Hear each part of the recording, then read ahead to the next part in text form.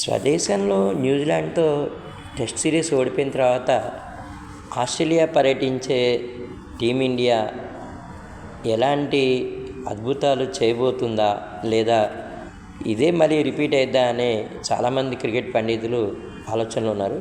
అవన్నీ పటాపంచలు చేస్తూ టీమిండియా భువీ సేన బ్రహ్మాండంగా 295 పరుగుల తేడాతో విజయం సాధించడం అనేది నిజంగానే చాలా చాలా కట్టిపడేసిందండి.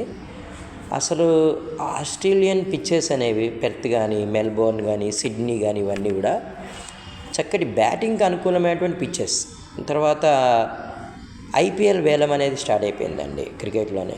అత్యంత పిన్న వయసులో అయినటువంటి వైభవ్ సూర్యవంశీని రాజస్థాన్ రాయల్స్ 1,10,00,000కి సొంతం చేసుకున్నట్టు మాకు తెలుస్తుందన్నమాట. నిజంగానే నేను చాలాసార్లు మీకు చెప్తూ ఉంటానండి, అసలు వాషింగ్టన్ సుందర్ కానివ్వండి, తిలక్ వర్మ కానివ్వండి, వీళ్ళందరికీ కూడా ప్రతిభకి కొదవలేదండి. ఐపీఎల్ అనేది చక్కటి ఎంటర్టైన్మెంట్ దాదాపు 3 నెలల పాటు ఇవ్వడమే కాకుండా మంచి క్రికెటర్లను దేశానికైతే అందిస్తుందండి. నిజంగానే చాలా ఆనందం కూడా అనిపిస్తూ ఉంటుంది.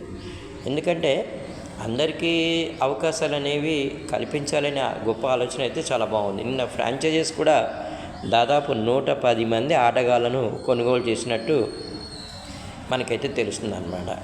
ఈసారి కూడా ఆస్ట్రేలియన్ ఆటగాళ్ళకి మంచి డిమాండే ఉన్నట్టే అనిపించింది.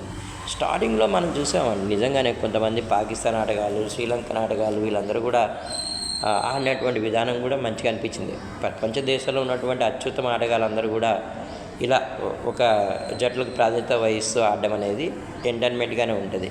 ఇక పెర్త్ టెస్ట్లో చాలా గొప్పగా ఆడినటువంటి విరాట్ కోహ్లీకి అందరికీ కూడా శుభాభినందనలు. నెక్స్ట్ టెస్ట్ మ్యాచ్లో కూడా ఇదే విధంగా ఆడాలని చెప్పి కోరుకుందాం.